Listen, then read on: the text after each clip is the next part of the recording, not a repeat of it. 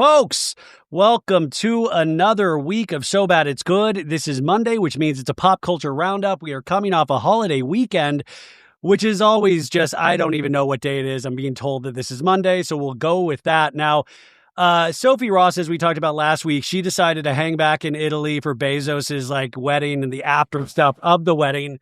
And so she dipped out, as Tom Sandoval would say, for this episode. But I warned you guys in advance. But I say we potentially have a better guest than Sophie Ross. Oh, no. Could never fill her shoes. Hey, who's the host here? So listen, this is what happens when you take a vacation. You get made fun of a little bit. So we have from the insanely good podcast, Snarkbait, which I want to tell people I am on Tuesday's Dark Energy Tuesday episode. We just recorded that episode. So when you listen to it, be kind. I think it was actually a really great conversation. But we have the co-host of Snarkbait, Christy, is with us. Christy, welcome to the show. Thank you so much for having me, Ryan. I'm honored to be here. I'm hoping that I could fill Sophie's very large shoes. You already did. It's already done. We could end right now and it would be filled. You know what's funny is I was actually on your show maybe once or twice, probably 2 or 3 years ago. So it's an honor and a pleasure to be back again as a sophomore guest. Well, just Junior. How crazy is that to, because I knew you from the pop culture sphere, and then you link up with Sophie, you become friends, but friends that had never met each other. And then you start this podcast, what was the initial conversation? What was the thesis statement of Snarkbait? Yeah. So Sophie and I would sometimes FaceTime or text about random things we would see on Reddit. And I feel like what blind items were in the early 2020s when Dumois got started is kind of what has turned into Reddit obsession. And there was this market that we knew wasn't being talked about. People were on their phones on Reddit Snark pages all the time, but there's not really an avenue to hear what other people thought outside of your screen. So I think either Sophie or myself, I had Sophie on X Knows All, which was my OG podcast. And every time I would have Sophie come on, some of my listeners would say, you and Sophie should start a show. And I think one of us just kind of punted that idea to the other. And we said, okay, let's actually do this. So it was in the works for a couple of months. And we recorded, I think, 3 or 4 episodes to have in the back catalog and release all of them at once. And we already had our own existing followings. So I think it was kind of increasing our sleigh to just bring those forces together. And here we are. What have you learned about speaking about kind of putting a microscope under some of these influencers or Reddit pages or Snark pages or anything like that? Has it changed how you view the people or subjects that you're covering over this past year? Yeah, I think the thing with Snarkbait is when people hear about the podcast, they'll think, oh, these girls are mean. They're just trying to tear down other influencers. But if you actually listen to the content, we rarely are mean or we're not bashing anyone's looks. We're just talking and speaking from a critical lens about what exactly about the influencer makes so many people tick. What are their scandals? Why is it so scandalous? Where do they come from? We always try to shed light into their upbringing and why it could perhaps mold who they are today as young adults. So I think we really try and take a critical and thoughtful lens, and it's not just mean bashing or bullying. In fact, that's one thing that Sophie and I were very cognizant when starting the show. We don't want to just be portrayed as mean girls because I don't think we're that at all. Well, Sophie has bullied me many times over the years. So I don't know if I can necessarily go with you on that one, but I will. I do think it's interesting is that somebody can write a show off or oh, that's just this. That's just making fun. That's just mean. And it's well, have you listened to the actual show? Have you listened to the things that are being said?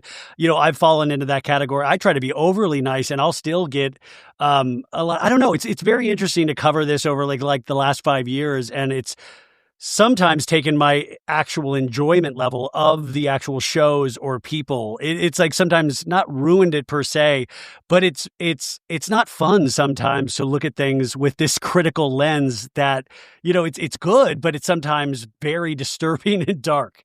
Yeah, we talked about that a lot tomorrow when you'll be on Dark Energy Tuesday, but kind of the complexities that reality television has really brought to us and the way that we converse about reality television is very different than it was even 7, 8 years ago.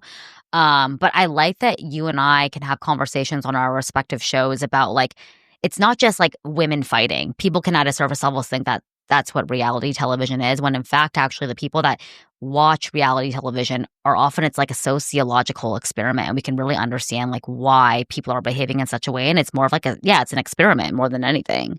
Which, by the way, on Tuesday, we had a great conversation about Love Island USA and all of the Sierra comments that were this past week. So I think it's an amazing conversation that we're not talking about that because I don't want to talk about it. It's on Dark Energy Tuesday. So go listen to that conversation because Christy, unlike Sophie, does watch Love Island USA. And just really quickly, we're about to go in tonight's episode. And like I said on your show, is that next Sunday is the finale. And then we have the premiere of Love Island Beyond the Villa with the season 6 cast members. And what was your experience, or like how long have you been watching Love Island? Yeah, when you were talking about how you were like an OG Love Island UK watcher, I wish I was on that bandwagon. I'm definitely like a person that jumped on season 6 because Ariana was hosting it. But season 6 was such lightning in a bottle. And I think that was my expectation for seasons to come, which obviously season 7 is not even like, it's not even a hair like of what that season was. But I'd imagine like Love Island UK, from what I've heard from friends who have watched this show forever, they're like, no, this show is always magic. It's just this season has flopped. Is that your kind of understanding of how the season has gone? And by the way, I think this season is sort of a flop, but at the same time, I do recognize that this is the most successful season of Love Island USA just by the numbers. By the numbers alone, it's already bigger than last season because it built off that kind of hysteria that last season had. I just think, to our point earlier, is that we're watching a lot of individuals that we root for instead of rooting for couples. It's like, it almost feels like, it should just be called Influencer Island USA. And that's what we're really... And I know this is a little bit of a deeper conversation, but we've got to really, and we won't be, but we've got to be more careful about who we hand celebrity to, who we hand this low-level or high-level fame to, because, with great power comes great responsibility, I think was said in that one Spider-Man movie. And it's true. It's like we're giving just all of these people that I don't necessarily think have earned it because they were in an island for 4 weeks together. Right. Yeah. And I think, Sierra and Ulysses are such good examples of that. And we were, casting and production has, they're set to the standard where you must filter through these people's social medias because we're now platforming people that have had very problematic tweets or pasts. And it's unfortunate because gone are the movie stars, the people that we used to idolize in like the 90s, early 2000s. Like these are our celebrities. Whether you like it or not, they're here to stay. That's why I know Sophie loves Timothée Chalamet, but I will say there's a respect I have for Timothée Chalamet and just the way he picks his roles. Like you do a blockbuster, but have it be like Dune, and then pick something a little more highbrow. I think he's working on what did he just do? Not a Coen Brothers film, but somebody in that kind of realm that you really respect. Maybe it's the Safdie brothers. The only thing with Chalamet that I can't get over is the Kylie Jenner. Is that there's always one element that is so influencer based. And for me, that's the thing that will keep me up at night thinking about Chalamet. It's like we always heard about DiCaprio giving Chalamet advice at a young age saying, don't get addicted to drugs and don't do a superhero film. Like, I feel like that third thing would be don't date a Kardashian, or like Chalamet dipped out before he could hear DiCaprio say that, because I feel like that's right up there with doing a superhero film. Yeah, and I'm liking that you're bringing up the Kylie of it all, because I do think the Kardashians have been in their quote-unquote flop era for a couple of years now. And do you feel as if you're not really hearing about the Kardashians other than when Kylie is being talked about alongside Timothy? Well, it's weird. You hear about them because of world events now, because of like Bezos's wedding. Yes. We get to see the fashions, and we get to see the, they let Chloe on a work release program over here to debate. Like, we get to see it on that. I will say, like, I did not, after the third episode of this past season of the Kardashians, I'm ashamed to admit I stopped watching. It wasn't because I legitimately hated it. It was just because there were so many other things on that I found worthy of my time. And right now, I feel like the Kardashians are in that spot where it's too big to fail. It's almost like Love Island this season. It's sort of a flop, but it doesn't matter. The wheels are already in motion. I don't think there will ever be a time that one or more of the Kardashians will not be billionaires. It's like you can't put the rabbit in the hat again. Yeah, and I think like Kim was always this untouchable figure, and I think she always will be. And I feel like haven't heard too much about Kourtney. She had her thing with Travis Barker and all of that, and that's when she really was ascending, I think, even above Kim in 2021 when they got together. But like, I haven't heard much about Khloe. Kendall's usually pretty like low key, and it seems like Kylie's been in our face, and I feel like she is really being platformed as like the next it girl. Although she always But kind of she's has always been in that kind of like the King Kylie phase and then this phase. Yeah. And I don't know, it makes you long for the days of like Greta Garbo's and people that were so quiet, like stars that were elusive, or like J.D. Salingers of like Catcher in a Rye. Like I'm going to write a couple books and then I'm going to disappear from the view of the world. And their whole thing is being in view of the world, but also hiding so many things beyond that. And that's why I'm like the Chalamet of it all. Like, do you think Chalamet was asked to go to the Bezos' wedding and he turned it down? What did you think about that? So, oh my God, that's a good question. I didn't even think of that because you're right. Kim, Khloe, Kendall, and Kylie went, but they didn't have any like partners to come with them. I don't know. It's interesting, like the events that he chooses to take her to versus not, and vice versa. Because remember when they did their first red carpet, and I think it was in like Rome at some random carpet. Oh yeah, it wasn't the Oscars. Random he got an award at this random festival. Right. It wasn't the Oscars. It wasn't the Met Gala. So they purposefully, intentionally choose these more low-key events. And to this day, she still doesn't even post about him on her Instagram. And I always wonder, like, is that purposeful? Is that a conversation? Is that a conversation about posting when you're at that level? Because, I mean, not that it's going to move stock markets, but it will make a wave in terms of the blogosphere or whatever it is that we will completely pick apart that photo. Yeah, and I was going to say, like, they're totally comfortable with being on carpets, but, like, when it comes to her personal Instagram, she has such a, like, I don't know, it's clear she doesn't want to show him, or maybe he doesn't want to be shown, but I'm always curious what those conversations are behind the scenes. I know this is so off topic from what I was planning on talking about, but I do, like, Kylie was at the Oscars, where they were in the front or second row, I think. Yes. She didn't walk the red carpet with him, and I just thought, how wild, where Timothy isn't like, Timothy, this is Sean Penn, you know? And she's like, hey, Sean, like, have you seen a Sean Penn movie? Have you seen an Al Pacino movie? Like, what is her film knowledge? Like, and does she, I always said, like, when he was doing Bob Dylan, did she have to, like, was she sick of Dylan by the end? Because she went from listening probably to whatever Travis Scott was listening to Bob Dylan. Like, what is her own music taste? Right. I also have to ask, like, just thinking about you living in LA, how long have you lived in LA? God, I forget. 23, I mean, a long time.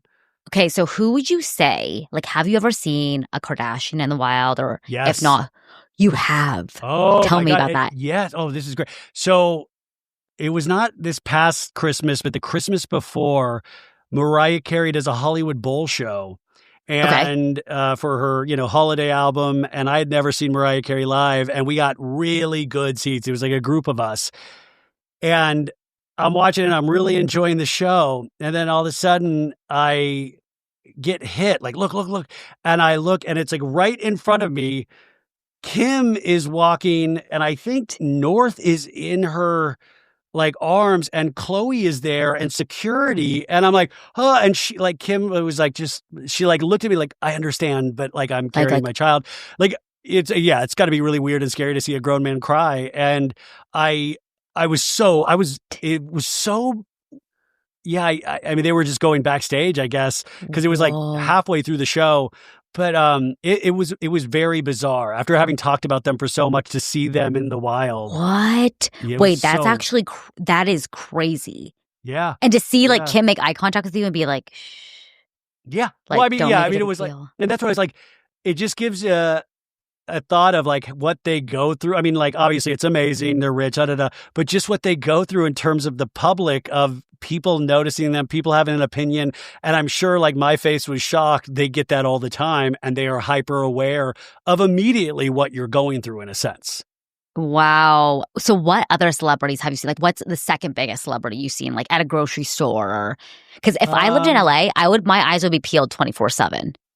You know, it's weird. You kind of get, I mean, like there was one time that I saw Steve Martin hiking Fryman Canyon with his dog, but I'm just a huge Steve Martin fan. So that was huge for me. And you just give like the hiker nod and you have to keep inside how. I remember during the pandemic, I was hiking Runyon after they opened that back up and I saw Diddy with his daughters. This is before the Diddy of it all that happened, what? and Yeah, it was that, and I remember being like, "Holy shit, that was Diddy!" You always like. I remember seeing Lisa Rinna and Harry Hamlin one time at Friday. They're always at the hiking.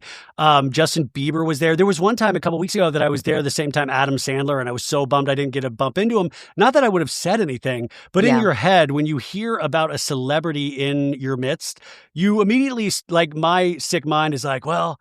You know what I'm going to hit him with? I like Punch Drunk Love because that's, like even though I'm a huge Happy Gilmore fan, I'll hit him with Punch Drunk Love because, that shows that I respect him as an actor. You go through this ridiculous conversation that is never going to happen in your head. Right. When I went to LA, I always like spot them in the wild. I saw Kristen Stewart once in Los Feliz, and then I was in West Hollywood at Laurel Hardware and I saw Niall Horan. Oh, those are huge. But it was cool. I was like, oh, I didn't say anything to them. But I feel like also with LA, it's probably like a unspoken thing where people don't really approach them. Do they? No, I mean, I've never seen it. I've never been in a situation. You know what? Oh my God, this is with an ex of mine. We were at some sushi restaurant on La Cienega. Mm-hmm. And her some relatives were in town, and we sit down, and all of a sudden, and 50 Cent and Chelsea Handler, when they were dating for a second, were in what? And her family were freaked, like was like, come on, let me get a picture, and it was like a total it's like no, we don't do that. But I remember like watching other people watch them, like just like I was kind of like, yeah, 50 Cent Chelsea Handler, like that's cool, but I'm trying to eat this sushi, and it was like it made their day. It would make my day. The last celebrity I saw when I was in London visiting my sister was Max Minghella from Handmaid's Tale. Do you watch Handmaid's Tale? I don't watch it, but I know of him, and his dad is like an amazing film director too. Yeah. He's like a nepo baby, but he's super sweet. He was with his mom, and like gorgeous. I like almost like shit myself, and I went up to him and asked for a picture, and he was so sweet about it. He's nice. I was like, I followed him. Okay, I literally followed him into a grocery store, and then as he was leaving, I like tapped him, and I was like, hey, like I'm a huge fan of Handmaid's Tale. I literally blew through the entire series in like 2 months, like recently, and I love it. I'm a huge fan. And I was like, do you mind if I take a picture? And he was like, he touched me on the shoulder and I almost fucking died. And he's like, of course you can. Yeah, let's take a picture. And he looks so hot too. Like he's beautiful. When I was a kid, this was in Arizona, I worked on Jerry Maguire, that movie with Tom Cruise. And that for a movie fan, like this is pre-internet or whatever. I remember people joke about it, but it is so true. He comes on set and he's like, hey, it's like Danny Bucco energy with the smile. Yeah. Like he's making, like he'll make direct eye contact. How you doing? What's going on? Like, hey, like really like makes you feel like there's nobody, like, holy shit. Like it's like intimidating how much he like stares at you and gives you that moment. Yeah. And like it's so intense that you forget about you're just like, movies. I'm excited to make movies. Like that was, I had always read about that as a kid being obsessed with pop culture, but to watch that in action, how intense he is was really interesting. And then because I worked on that for a bit, and I remember they were in Sun Devil Stadium shooting those football scenes, and there's like, this is like, Cuba Gooding Jr., like obviously got an Oscar for this role. And I remember eavesdropping on them in a scene when they were like towards the end of the movie, they're like talking together in like a hallway, like leading out to the football field. And these two dudes, like Cuba Gooding Jr., his wife at the time just had a baby, and they were talking about babies. They were talking about holding a baby, like how amazing it is. Like it was like this really, oh man, there's nothing like it. There's nothing like it. Like how funny that I'm listening to these two dudes talk about kids. And I remember that was like my birthday. Was like, what was it? My 18th birthday or something like that. And I was like, I thought it was the coolest birthday. Like I'm on a set with Tom Cruise, who at the time was the world's biggest movie star. I mean, it's in a lot of areas he still is. Still is. And, Cameron Crowe directed that film. It was such a cool experience. Right. You have so much lore. And then I always see you on these podcasts with like Bravo celebrities. And I'm like, there he is.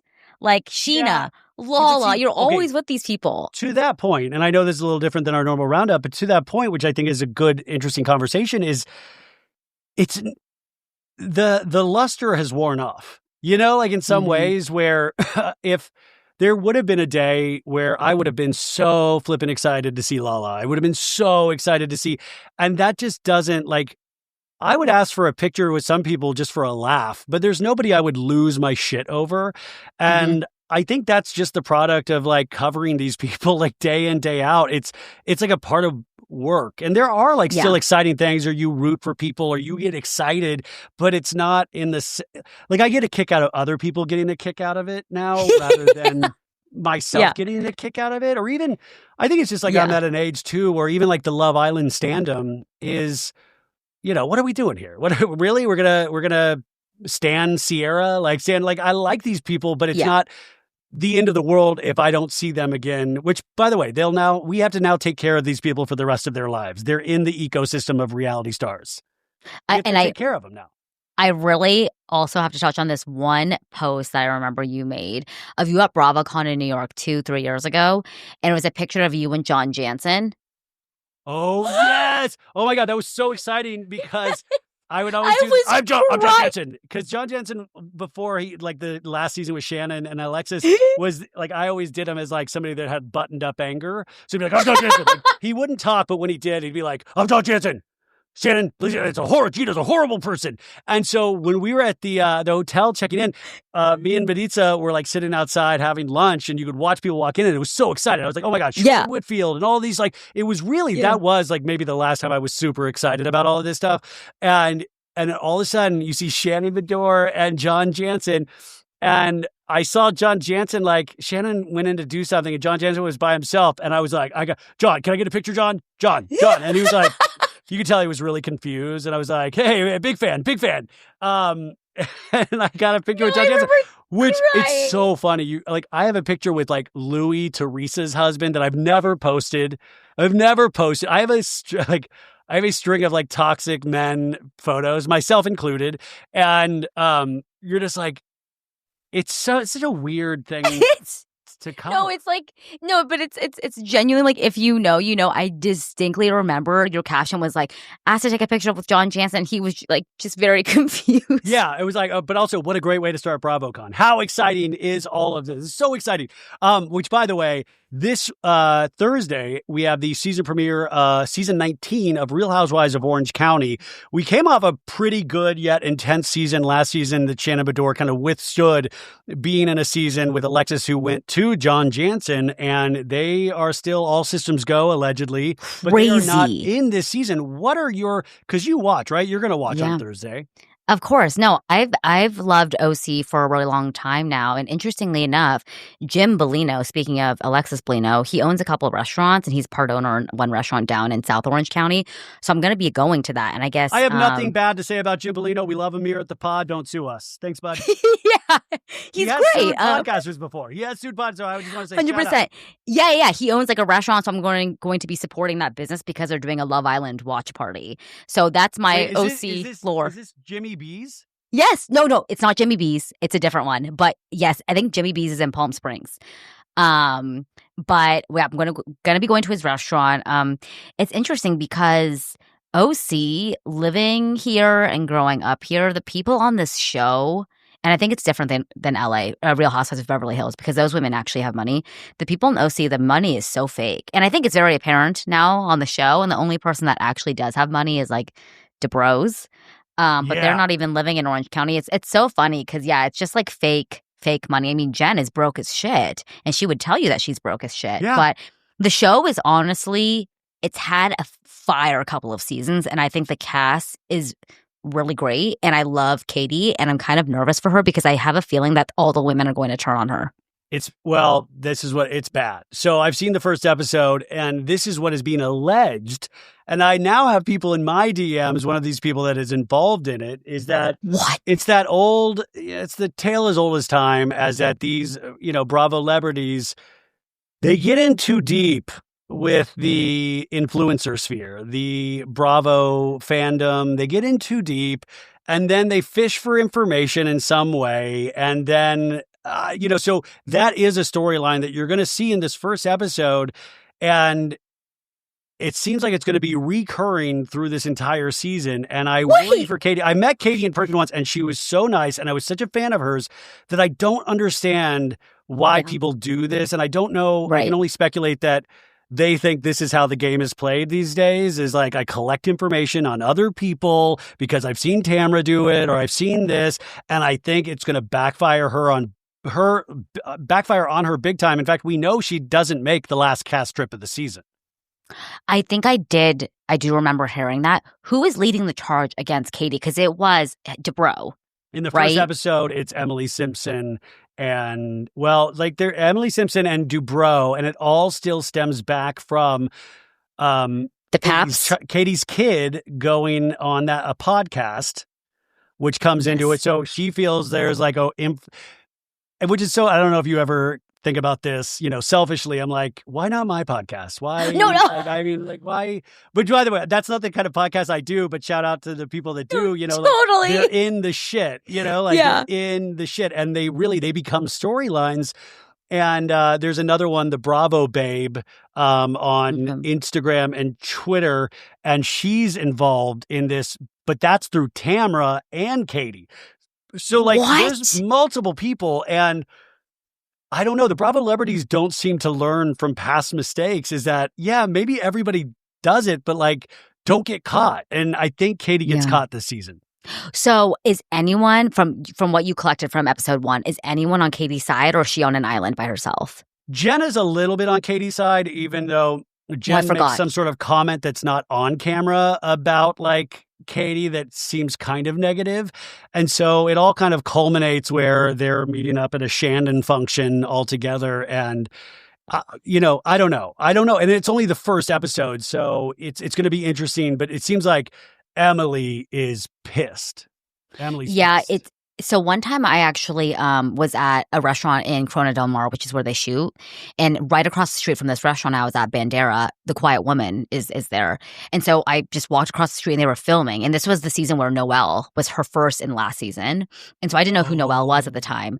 But they were filming and I was asking the driver, because you could tell he was a driver for the show. So he was parked right outside The Quiet Woman. So I kind of peeked in and I was just chatting with him.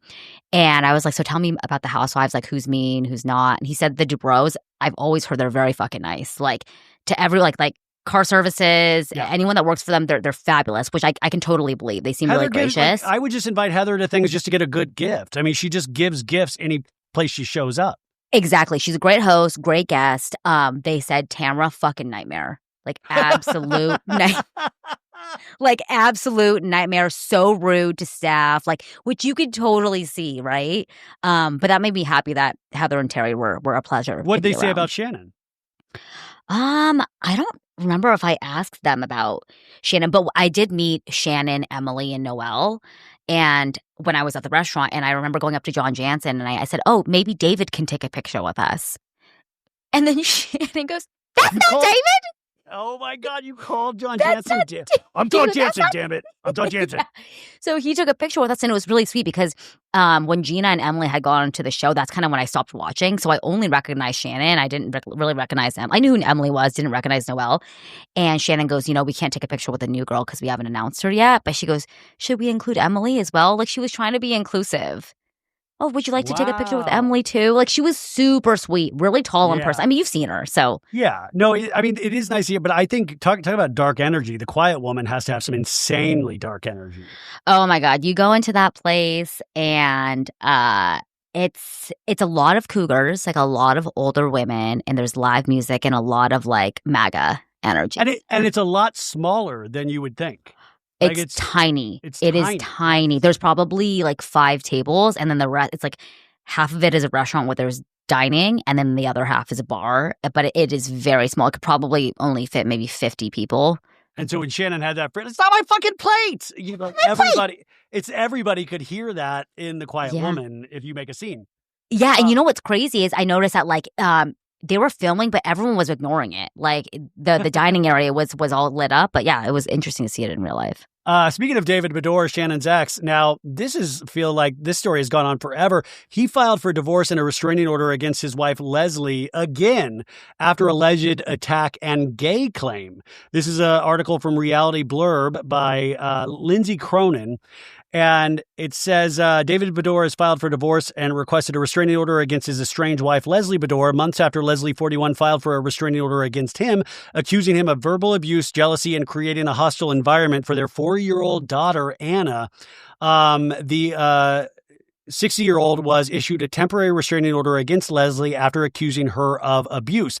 In his June 17th request, David asked the court to keep Leslie at least 100 yards away from his home and his business, with the exception of custody exchanges, and he requested that she be ordered to take a batterer intervention program. Additionally, David wants Leslie, whom he married in October 2020, to move out of his Newport Beach home. He says, I own the home. My business is located in OC. Leslie is currently staying at our Montana residence for summer. Leslie and I have had many ups and downs in our marital relationship. I have always been concerned that Leslie's relationship with me has been primarily based upon her desire to live a luxurious standard of living. And then he talks about Leslie has physically abused me on several occasions. Leslie is a pathological liar, and she will state under penalty of perjury literally anything that will benefit her. And it just seems so insane, because then they talk about a story. David also said Leslie forcefully slapped him in the face at least 4 times before venturing to their Montana home rather than New York for their planned family trip, and she accused him of being gay. David noted, I am not gay, suspecting that Leslie was retaliating after he canceled the purchase of a very expensive necklace. So all is good over in David Beador land, I think. Isn't that insane? God, I just feel like every time I hear about David Beador, there's some domestic violence, they're threatening one another, they're taking each other to court. It just never ends. And honestly, I actually feel very badly for his 3 daughters, because the twins and the oldest daughter, they just seem so well-adjusted and normal. Yes, you forget the kids. You always forget David's the father, because you see the girls with Shannon, whether they pop up on Love Hotel or OC, and you're like, oh God, David obviously, and I don't want to see if he's deserving or not, but obviously a rough go. And remember when that started? Remember the infamous picture in the woods where they were naked, Leslie and him taking a photo in the woods? Oh my God, yes, that's a deep cut. I do remember that. I used to post that photo, and then I got like strikes against me on Instagram for posting it.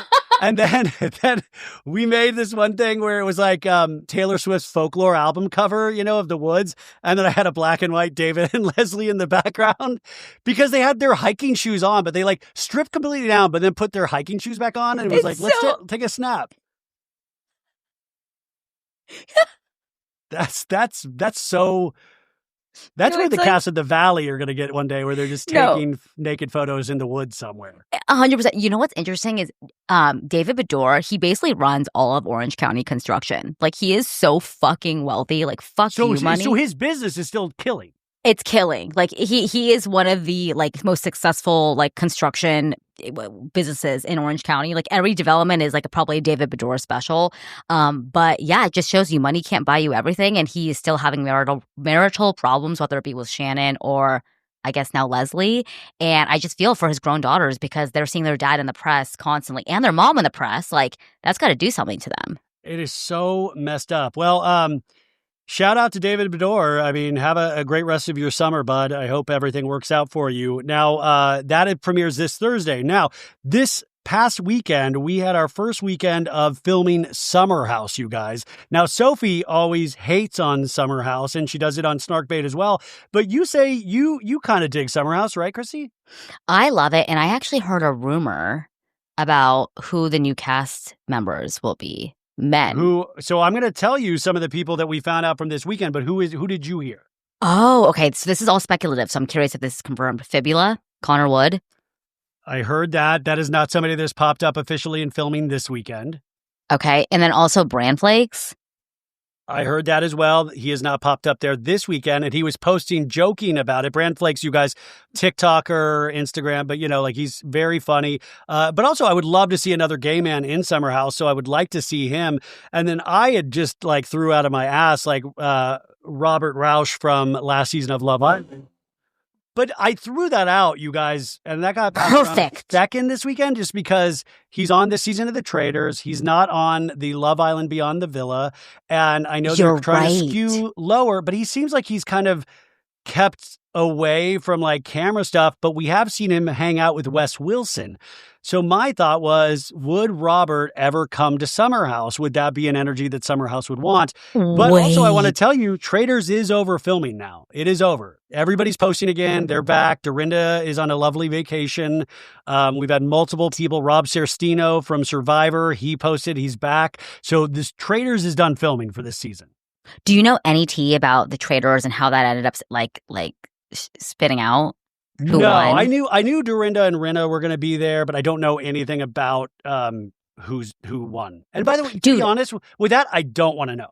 I don't want to know that. Right, because it takes away from the fun. I actually feel, Ryan, you would probably you should put your hat in the ring. I think you would absolutely Traitors. I would, but dude, I would fall apart. You know how hard I would sweat. Like if I was a faithful, if I was a faithful, I think I'd be fun because I'd be like way too like, are you kidding me? I'm not. I would get really into it. Yeah. If I was a traitor, I think I would be fucked. Like I would be. I think you would find it out immediately. Like, it's within the realm of possibility that you would be asked, though, for real. Like, I think you could. There's a world in which you could be. It's a multiverse world that, like, Nick Viale will be. I think you'll see Nick Viale up there one season eventually. I've been trying to get Jeff Lewis to do that show for a while now, and he won't leave for that long away from his kid. And he did. It's so weird. Like people that I think would automatically be so good, they just like you talk to them and it's like they don't care. They're like, Jeff Lewis would be good. Yeah. He would be just because it's so funny to see how people react to him in person. And it's like a totally different experience than what people think it is. So I would be interested. And also if you come at him, he shuts things down. So that's a personal curiosity of mine to see him. So what we do have though, we have a girl named Levi and a girl named Bailey, not the Bailey from last season. Okay. Those are two girls. This is from Bravo and Cocktails. And then we also have two guys, Ben and KJ. Ben is a white dude with curly hair, and it looks like KJ is a black dude. I mean, they're all great looking. So those are the four that were spotted allegedly this weekend. Bravo and Cocktails has this post. And I heard the blonde girl, I don't know if the blonde girl is Levi or Bailey, but one of them I saw on a TikTok hosts a podcast and does like street interviews, but I'm not sure what the podcast is. But it's one of those like coming up to people and talking to people on the street. Okay, I'm sorry. I'm just now looking at it. Yeah, these girly pops do not look noticeable to me. But honestly, that's a good thing because we kind of want these people to not be super famous. I think that's why Lexi... I got scared when I heard podcasts and I got scared when I heard influencers because I'm like, but also if you're Fibula, Connor Wood, do you really want, like, you're already in control of how people see you on TikTok and stuff like that. Would you really want... like to see you, what your move is to get a girl? Like, would you really want a Jesse Solomon toe-sucking moment? Yeah, because you know what's really interesting about Fibula? Do you know much about him? No, I met him a couple times through Jeff, but I don't know. I don't follow him. Okay, so I just know he has a really hardcore, like, young female audience because he's funny and he's he opened up for Jake Shane at Radio City Music Hall. I saw. Yeah. So it's like that demographic that likes Jake Shane. What's interesting though is Fibula's love life is very much like up for debate. Like no one knows who he's dating, if he goes on dates. So I think it would be really like kind of pulling down the mask because I feel like Connor would be forced to show his dating life because he really doesn't show anything at all, and people are always speculating on it. Why would you want that confirmed. If you're already making good money? Agreed. Why would you do that for like so you can get a brand deal with Purina? Like, I mean, like, what are you talking? Like, you can stay under the radar. In fact, I remember, like, now that I'm thinking about it, I did hear one thing about him. Didn't he tell a story where he hung out with Brianna Chicken Fry and Zach? What was her boyfriend? Zach Bryan. Zach Bryan got all like pissy with him one time because he thought he was looking at Brianna the wrong way. Oh, I didn't hear that. Zach Bryan, ex-Fibula, ex-Brianna Chicken Fry? Like, they were all hanging out, and Zach Bryan, like, got pissy because he thought Connor was looking at Brianna the like, a weird way, you know? I mean, we did an episode on Brianna. Bryan was a nightmare. Yeah, I mean, like, I definitely would not put it past him, and that seems very on brand for him. I have not heard that story, but it does not surprise me. But yeah, to your point, Connor Wood is killing it. He already has a very successful podcast. He makes a lot of money from that. It's a huge following. He does brand deals left and right. I don't know what being on Summer House would increase his following. I feel like I don't know, it would kind of not tarnish his brand, but he doesn't need it. It is interesting to think about the different types of fame these days, you know, and like influencer fame and reality show fame and movie star fame and makeup fame. There's so many different like little pockets.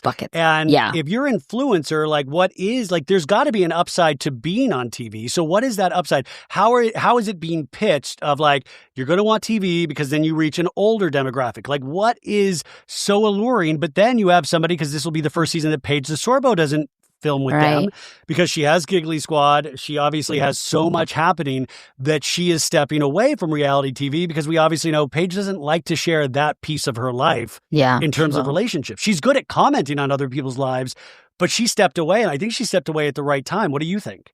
Oh, I mean, that show was giving her nothing anymore. I think I explained it on Snarkbait. I was like, it's like an opportunity cost that is no longer worth it for her, because the time that she's spending in that summer house and filming, she could be making so much more money in brand deals or partnerships or collaborations or licensing deals. Like, she doesn't need it anymore from a monetary perspective. And I think her celebrity has ascended far above Bravo in a way I feel like we've never seen before. Like, the one person I can probably equate her to is maybe Ariana, definitely.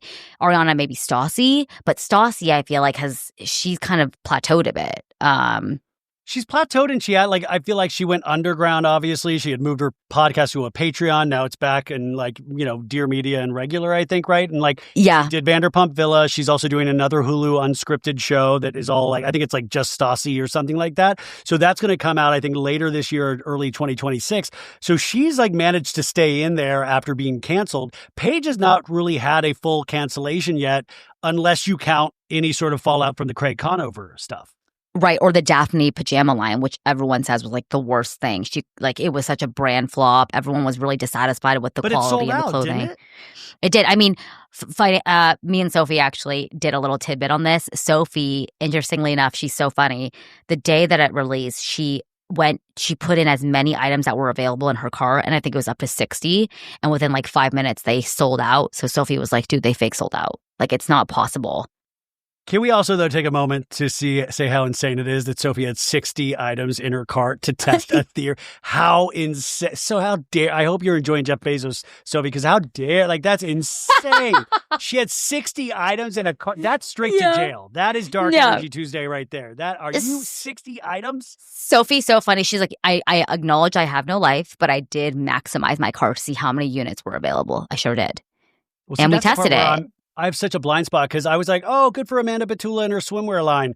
And as a man with large breasts, I was like, I would consider buying it. And Sophie was like, no, it's not good. I heard it's not good. And like, I'm always like that. We were talking about this on Snarkbait, where I was just like, always like, yeah, I'm trying to like be positive in some way. And then you realize like, oh, why does this suck? Oh, this sucks? Okay, got it.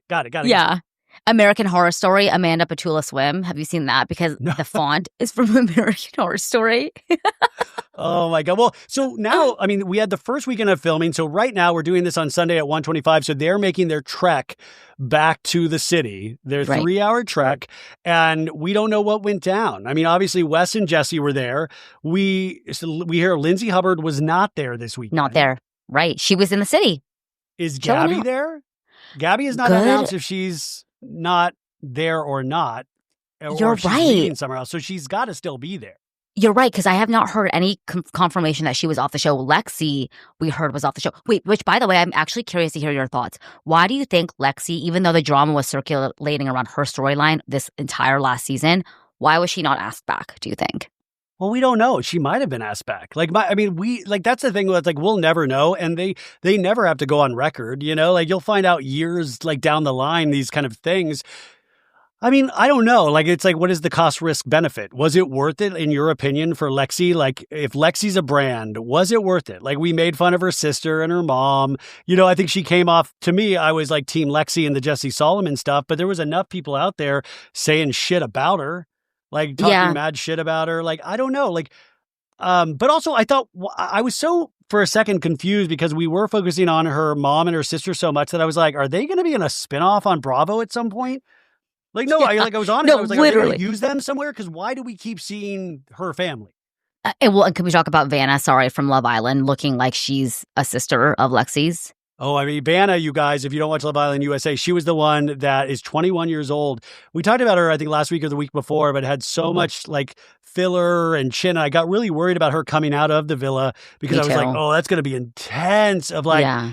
and did you follow in that? What did Vanna say anything about the reaction? Because I know she did Vile Files, right? Yeah, and I refuse to give that man listens. But actually, what I did hear is that the production and casting directors purposefully put someone like Vanna, who has gotten a lot of work done at such a young age, for rage bait. Like the casting knew what they were doing when they picked her to be a part of Casa. They knew it was going to be like a clickbait for people to be like, "Holy shit, that girl's filler is botched. Let me go fill in. Like, let me go watch it so I can see her humiliate herself on national television," which is sad. That's my fear. Like, that's my fear is that, like, God, we can actually just have interesting people without, like, a gimme where, like, oh, we know people will be enraged. Or, like, even with all the social media stuff that we talk about on Snarkbait with these people, like, half of me of, like, did they know? Did they know all about this? And they were like, hey, we'll leak it ourselves. Like, if you're talking, you're clicking, you're making money for us. Like, this is the biggest, even though I feel like it is very not the purpose of Love Island, people are still tuning in. I'm going to be watching it. Everybody's watching it. And 100. I need it to be over at this point. Interesting, actually, that you say that, and I don't believe this theory, but someone did bring it up, that perhaps the Sierra slur was leaked in and around the time that it was, because basically it's for the Nick Alandria hive. They basically think that America was so set on Nick and Alandria pairing up, and when we slowly realize, oh, this isn't going to happen unless Sierra is out of the villa, what if productions had this in their back pocket this entire time and then put it out into the universe so that we could have an excuse to move Sierra and get Nick and Alandria together? Because that would just mean, like, those two, if they got together, they would win. Like, I really do think so. But do you agree? I know. Once again, I think you're insane. And I think you. And by the way, she has a moment like this on Tuesday's Snarkbait where I was like, you completely lost me. And no, I think that is insane. I think the Nick Alandria thing, you want this so bad. People want this so bad. And like, Alandria is not feeling it. Like, I almost think this is just as much a part of the problem as anything else, because why are we forcing something? Nick is going to kiss anybody he is told to kiss with. And he's probably going to enjoy it because he's a dude. Yeah. He's going to enjoy any of that stuff. But Alandria was not feeling it. And I know I'm so glad it made people happy for a day or two. But I just love that. And the reality, that was not the reality. And we're going to force them together again. But it makes me so fearful that if what you said even has like a modicum of truth of we're keeping this in our back pocket and we're going to release that Sierra has said horrific slurs and we're going to really destroy this girl's life right at the finish line. Like that to me, that is, if that is any truth to that, that is really up there in terms of even what she said. That's horrific. And I have to hope that they don't. But I am so curious about reality show casting these days. And like we were talking about Vanderpump Rules on Snarkbait. Remember that one season when they discovered Max Boyan's tweets? Of course. And Brett, is that his name? Brett? Yeah. Brett and Max Boyans. They were supposed to be the two new dudes on the show. And then all of their tweets were discovered. And Max was casually dropping the N-word. And Max still is like, he managed what was it called? No, he managed Schwartz and Sandy's too. Yeah. Oh, I didn't realize that. So he's still in all of that ecosystem because he really did hang out with those people, not so much Brett. But we were talking about on Snarkbait of like, what was the reality show on Bravo that you said, oh, they found everything? You said somebody on Bravo was like, they found everything. They went on every post. Winter House. Rachel from Winter House basically said, she's like, shame on the production of Love Island for not fighting those tweets between Sierra and Yulia said before, because when I was casted on Winter House, they went through every single thing on my social media, including my Facebook wall posts, like everything, and they should have caught this. So I think maybe Love Island just got a little bit lazy. Yeah, but that's what I'm saying. Like, is it lazy or is like, were they aware? Like, that's the part where like the viewer, it's like this 360 experience I talk about where we can't even enjoy the show because we're so busy learning about these people, their online lives before they went on the show. And everybody, that's what I said. It's like, it feels like it should be like Problematic Island at this point. If you throw love that term. I saw a thing today about Hudda, that Hudda was like doing some like TikTok a while back where one of the lyrics was the N-word and she was like singing. I don't know, you got like, it seems like, but isn't it interesting too? A couple of weeks ago, we were so hopped up on Hudda and how toxic she was. And now she's the most followed girl on Instagram. They showed a softer side of Hudda Yeah. But it's still because we're focusing on all of these other people. It's just negative every way you look at it. Our memory is so minimal. Like, we have the memory of goldfish when we watch reality television. So yes, to your point, 2 weeks ago, everyone was demanding for Huda to be removed from the show because she was a liability and like emotionally to herself. And now all of a sudden we're platforming her that she's like the least problematic woman on the entire cast, which was a far cry from even 2 weeks ago. Yeah, you never know. That's why I always say, like, hang in there. You just never know where the audience is going to take you or how they're going to perceive you or any of that stuff, which I find fascinating. But Summer House is officially started, you guys. Do you think Jesse Solomon will pull a Wes Wilson and be completely quiet this season, like Wes was his second season? You know what? Something about Jesse Solomon is incredibly, incredibly nefarious to me. And I've said this since his freshman season. I'm like, something about Jesse Solomon's energy. I know this man. Like, I swear to God, I've like hooked up with this man. I've dated this type of guy. Like, it's someone that is just like writes women off so easily. And I said that from the very beginning. And I think the way that he love bombed Lexi and the way that he handled himself thereafter was abhorrent to watch. And I just do not like him. I don't think he can not be a fuckboy. So no, I don't think he's going to keep it quiet. What do you think?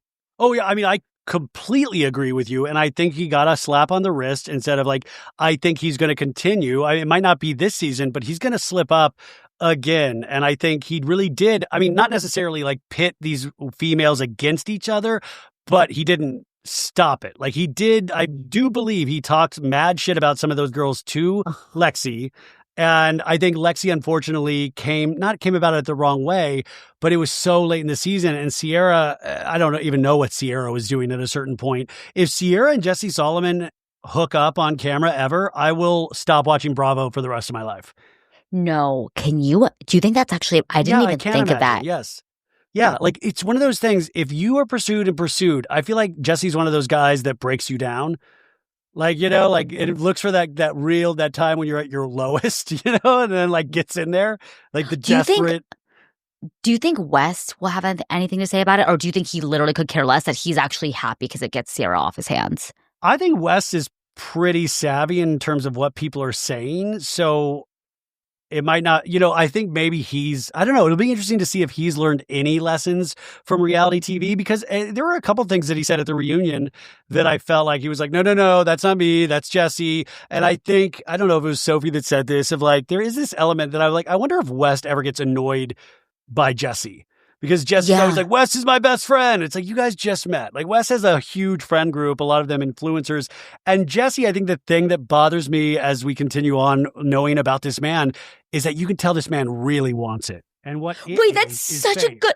Oh my God, a light bulb just went on in my head. Ryan, you were so fucking right. Wes is a man about town. You can tell he has this energy where people are actually gravitated towards him and people want to be friends with him. And I think Jesse wishes to aspire to be like Wes, but you either have it or you don't. You're born with it or you're not. And that's such a good point. He wants it. Like he wants it so fucking bad. Brand thing. He's always on the TikTok. And then somebody had a TikTok where they met these guys filming Summer House the other night at some bar or something.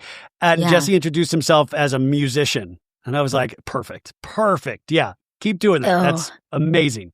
Jesse saw, hey, I'm a musician. He triggers me to the nth degree, and you are so right. I feel like anytime I see Jesse out in the universe, he's like at an Unwell event. Like he would be at an Unwell event. Do you know what I mean? Like you wouldn't catch Wes Wilson at an Unwell event. He was the guy in the strip club that Alex Cooper was talking about at an Unwell event. Remember? Yes, she was kind of like talking shit a little bit, saying someone was like being thirsty. What did she say? I don't remember. Said it was like a guy from a reality TV. We went to a strip club, and it was like being weird. I shouldn't have said it because I don't know specifically, but it came to my mind that Alex Cooper didn't say it was Jesse, but it would line up. Right. Yeah, I heard that too. She was alluding to the fact that he was just kind of being a little naughty. Yeah. Okay. So Summer House, I'm sure we'll get some leaks, but listen, I love Summer House, regardless if it's good or bad. It's like pizza for me. Moving on to some weirdly tragic news from over the holiday. I was really shocked about this, is that Caitlyn Jenner's friend and manager, Sophia Hutchins, dead at 29 years old in an ATV accident near Caitlyn's home. Did you hear about this? This was devastating. Sophia was only 29 years old, and it was a complete freak accident by Caitlyn's property. I mean, like, listen, I mean, Caitlyn needs to move away from Malibu. I mean, remember, Caitlyn was involved in the unaliving somebody in a car accident years ago on the PCH near her home.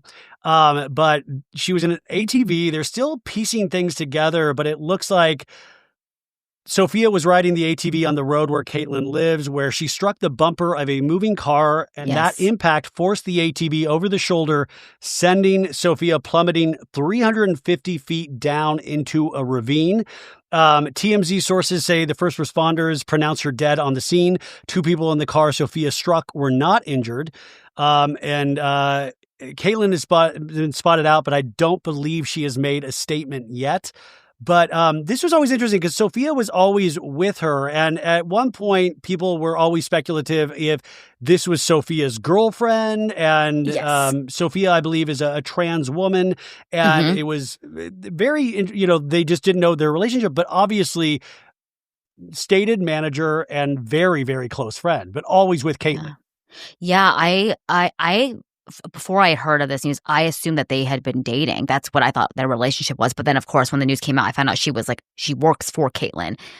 In any case, this is really devastating. But when I was in high school, a girl from my high school was on an ATV and she flew into the air. Now she's a paraplegic. And the exact same thing. She hit, got T-bone and she flew up in the air. Yeah. And she survived. But yeah, her life is forever altered. And, it just really scares me that this happened. It seriously feels like the way that Sophia Hutchins dies, it seems almost as if it was a final destination, the way in which it happened and her falling into a ravine. It's one thing after another. It's very eerie and scary and tragic. I can't even possibly imagine. And, And so young. I know, 29 years old. So rest in peace to Sophia Hutchins. I was kind of blown away by that. Something else I was blown away by, and also not, I guess, as surprised as it ended as I should have been, was I wanted to get your thoughts on the Diddy verdict. He was he got off on the racketeering and the kidnapping. They convicted him of 3 lesser charges. The sentencing is going to be October 3rd, I believe. And they did say he has to stay in jail until sentencing. They were hoping to get him out on bond. So there is that. But what did you think overall? Were you following this closely? Yeah, I wasn't following it super closely, but anytime I would see a TikTok on it, I would stay and listen to people that were actually in the courtroom. I just feel really, really sad on behalf of Cassie because she was so brave in standing up. She was the first person that really got this case got it to unravel when no one else was speaking out on it. And it reminded me of Kesha, I think, retweeted to her and was I believe you and I'm sorry that you were silenced in the way that you were. And it makes me so sad because she was so brave, and only for all this trauma to just basically be you're still, Diddy's still not guilty. It must be such a devastating blow to her and her family, her husband, her children. Cassie literally raised me. Me and You was that was my high school anthem. So devastating. Well, I always, just to remind people, Diddy had signed her to, I think, a 9-album deal, and none of those saw the light of day. The fact that, is that people think oh, you got money, you got this. And it's people don't understand what psychology. I feel like we're so weird. We're so up in everybody's business and we know everything about everybody, but then we have a real hard time understanding psychological underpinnings and power dynamics, power vacuums, all of these things that can happen of just wanting to make sure somebody's happy so you don't get the shit beat out of you. That's the thing that's frustrating, is that when it goes to a jury, you're it doesn't matter, the power of celebrity and the power of just men, of being able to, I don't know. It's very sad because you've seen this man do this time and time again. He's been through so many court cases, and I think he'll get out and he'll do something similar again. All of a sudden, freak offs were okay, you guys. I don't know why you're just hung up. You're just come on, freak offs. And then people out front celebrating they were spraying baby oil on each other. Just end it now. I always wonder who is out at these courthouses spraying baby oil on. Do you guys have a job? What do you why are you out there? And I'm hopeful that in the court of public opinion, Diddy will never see the light of day and people will remember what he's done. And it's just so clear that he's literally the devil. the devil reincarnated, and it just serves me to so much that he's going to be let out. But I'm just hoping that he won't ever be able to be in a modern world or associate with any type of community ever. But there's no. I mean, I think he will. I think he'll be one of those people like OJ was, that was fine with going out and about. Like, like, hey, no, it's Diddy. Everything's good. Like, I do not think this man, like, people like that know no shame. And if you want to take anything, like the way that they are able to, it's just the way, like, he worked to get his success. He pushed, and he did not give a shit what other people said. And some people might find that an admirable quality. Yeah, it is, until you start beating the shit out of women. Like, it is until, like, you do the things that you did. I just have no sympathy for that. Agreed. And I think most people would agree with you. But then I was like, I wonder who would actually publicly still hang out with him. Oh, I already saw. Well, Candy Burris liked one of the posts. I saw Diddy. that. I was like, Candy, no, Candy, please don't. Take it back, Candy. Take it back. I did see that. I was like, wait, what? Yeah. Troubling. It's the same conversation, which, by the way, we talk a lot about the Valley, you guys, on Snarkbait on Tuesday. But the fact that, Jason and Jesse still pal around with Jax, and that's where it gets confusing as an audience member, because you're like, wait, so he's like, we see how bad he's being to Brittany, and they seem to know it, but it's still okay to hang out with him. I get so confused about the power dynamics within that friend group, or just power dynamics in general in friend groups of like, okay, I get it, your friend, but like nobody can like say, yo, dude, if you do not stop, I can't hang out with you anymore. Yeah, I think with the Jason and Jesse Lally thing, they probably feel, and I'm not saying this is okay, they probably feel indebted towards Jax for getting them this job on the Valley. It's my show. Yeah, it's my show. It's my show. I did this. But so they're not willing to see past that just because Jax got them this gig. But it's at the same time, it's like, well, Jax's foundation on the Valley is really, it's shaky to begin with now. So. Yeah. Also, Real Housewives of Miami. I know you guys are not watching it, but you should. It really is, I think, a very good. Are you watching it, Christy? You know what? My best friend keeps telling me to watch it, and the girly pops I was with last night were like, it's the best Real Housewives franchise right now. Guys, it's really good. I mean, it's really good. And I go in every episode expecting it to fall apart, and then it doesn't. And it's giving a lot of, which, by the way, as we wind down here, I did go back. I was watching old episodes of Real Housewives of New Jersey and Jersey Shore over the holiday. Yes, Jersey Shore. I know it's just like, man, this was reality TV at its finest. Oh, and yeah. We just don't have things like that. Well, I almost think that's kind of the Valley is not anywhere near that, but at the same time, they're not living such glamorous lives. Like all Housewives shows now, there has like this insane glamour to it. Miami does this, but I still love it. But like, I want to see some people struggling. Like I want to see Gina Kirschenheiter in her little casita. Yeah, I want that. And yeah. We used to be able to have that. I was like Kathy Wakili's house, and you had Rosie. I'm like, I'm gonna rip your head off. Like it was amazing. Like, and you guys, these seasons, you can go watch them anytime you want. If you're so I was talking to Christy on her show, is that it's not that I came to this conclusion that it's reality shows have always been dark. It's just us that have changed, It's such a good distinction that you made, and you were so right. And I always say we as viewers have gotten so much smarter in how we consume TV. Like I watch back old seasons of, say, Laguna Beach, and I see these frankenbiting or people like you can't see the mouths moving, and it's so clearly edited and dubbed in. But back then, we didn't know any better because all we knew was the real world. Now you and I have literally become reality TV connoisseurs. We basically have PhDs in reality television. So we can call it as we see it, call it as I see it. Yeah, by the way, try to say that at a job interview. Yeah, I have a PhD in reality television. Let's see how far that gets you. Yeah. Literally, like, it's my one thing I can say I'm very good at. And we just are smarter in the way that we consume it. So nothing can get past us at this point. And that's why they have to almost pivot. But we're in this weird kind of spot where they have to overcome, like, how smart we all are and people that we digest, like the shows that we digest and the podcasts that we listen to thereafter. It's such a different atmosphere and landscape. I just think you forget what's come before. Like, you forget that we've had these dark seasons and but really real relationships. Like, it's not fake. They're not like they actually know each other. They've known each other. Jersey, it's like, it feels like ancestral roots are in that friend group. And so it's insane. And it's just and so I was like kind of in weird heaven, but it's like reminding myself of like, oh, it's always been dark. Like, what am I complaining about the Valley when it's always been dark? Also, this was, I keep watching Love Island USA, and you know how like the soundtrack is overpowering and the musicians, and you're like, oh, I do not have this talent, but I need somebody to edit a scene of Love Island USA, but do it with all like 90s songs. Like, I would love to have a dramatic, like, hey, now you're a rock star. Oh my God, yes. Like, glitter all is gold. 90s bops and like all the dramatic scenes, like have like tears come falling, da, da, da, da, da, da, da, da. Like, what if it was like the music of the 90s or the early aughts, and then it was like amazing. Linger by the Cranberries, or like God. Zombie in your head. 100%. A Nickelback song at their like far away. No. When Hannah's crying over, look at this photograph.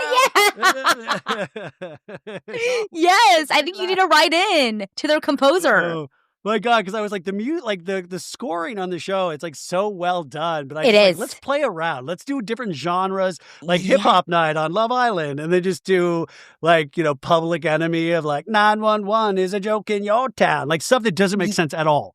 You know what? That's where they do it right on Love Island versus Love is Blind, because Love is Blind always uses these weird royalty-free music. Selling Sunset does the same thing. It's like so bad. Yeah, it's all the Netflix shows are so low budget, and then Love Island USA, they throw all their fucking budget to copyrighted music, and for that, I thank them. The Valley, I mean, I don't even know what the band, like I knew Dina Deadly did Raise Your Glass, but the Valley's like, it's all right. Everything is all right. Like, that's not a real song, you guys. Somebody wrote 20 seconds, and like there's not a full version of that song. And I cannot for the life of me find out who has done the Valley theme song. And I went down rabbit holes. Like, I thought I was onto it, and then it wasn't. And then I was like, wait a sec, there's no full version of this song. Wait, that's so funny. You're so right. It's not a full song. And number two, it doesn't go with the show.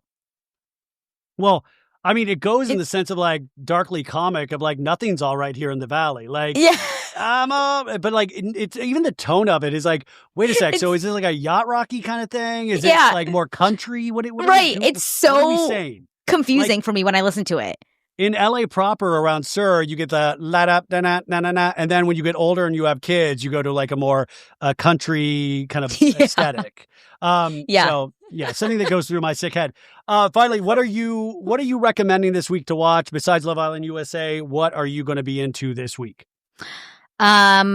Oh my God. I just finished this documentary on Netflix, and it's called Tell Me. I was about to look it up, and I just remembered. It's called Tell Me Who I Am. I don't know why more people aren't talking about this documentary. Is it new, or has it been out for a long time? It's been out for I don't know how long, but it's available on Netflix. It's not a new documentary. It's basically about two twin brothers. And one of them, at the age of 18, got into a really severe motorcycle accident, and he had a traumatic brain injury, and basically his entire memory was wiped away from prior to the accident, and the only person he remembers is his brother. And basically, I won't spoil anything, but the brothers went through something very, very traumatic at a young age, and it's about navigating how to explain to his brother what happened to them when they were younger and like with their parents, and it's really dark, but if you're interested, Tell Me Who I Am on Netflix. Tell Me Who I Am. I recommended this last week, but just to remind people, if you didn't listen to that episode, My Mom Jane, which is a documentary on HBO Max. It's directed by Mariska Hargitay. From SVU, and it's about her mom, Jane Mansfield. And this thing came out, like, I did not expect for this to be as emotionally moving as it is, and it gives you like old Hollywood glamour. It shows this beautiful story. There's a lot of secrets in here that are discovered, like you do with a lot of families. And I was sucked into this thing on HBO Max. And I'll recommend just it for a pure hate watch once again, and Just Like That. Oh yeah, I heard it's really bad this season. Aiden then admits to hooking up with his ex-wife because he couldn't control his son. And I'm just like, what are we even doing? And then Carrie's about to hook up with her downstairs neighbor. This show is such, like, the only way I can, like, be okay watching it is if I think it's, like, in the multiverse of like, this isn't the actual Carrie from Sex and the City. It's like a multiverse Carrie. None of these people are real. None of it feels real. It feels like AI's writing this. So that's out there as well. The Atlanta reunion has aired Sunday night. This is Monday when you're listening, but go check out the Atlanta reunion. Anything else that you're watching or listening to that you love? No, I think you covered it all. It's basically Love Island, USA, and I'm really excited for Orange County Housewives. I'm really excited for you that you got to watch the first episode because we'll chat about it once I watch. Yeah. Oh, and Bachelor in Paradise, I guess, starts a new season this week. Oh my God, like what? I haven't watched that show since like 2018. I'm so out of the Bachelor Nation world, but that's out there too if you guys want it. But also, why release that in the last week of Love Island? You should release it after Love Island. Yes. You know, I mean, I guess, who knows? Hopefully they know what they're doing.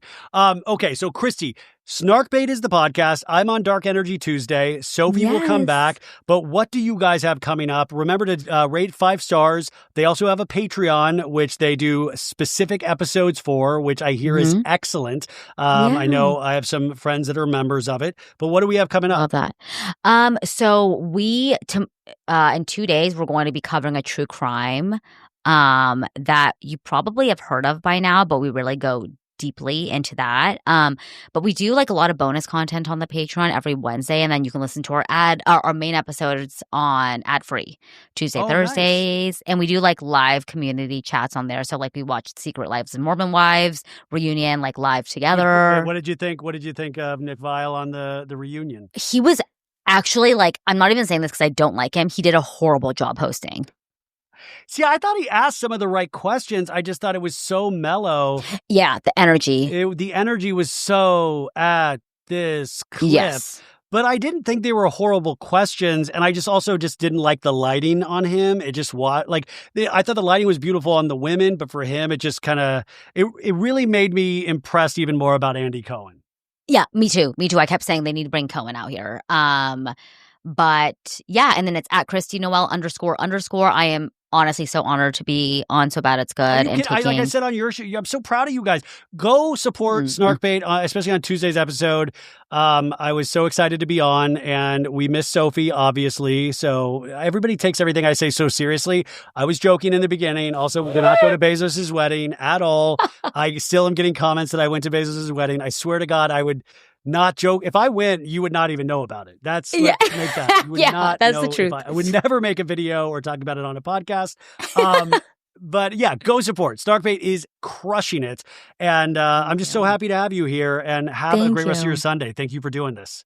Thank you so much, Ryan. It's been a pleasure. And thank you to the So Bad It's Gooders. What do you call your audience? Baddies. But we do that with a wink, like Daddy Gang, Baddie Gang. Oh, I love that. You're so cute. Baddie Gang. Yeah. Thank you guys so much for listening. Bye. Bye.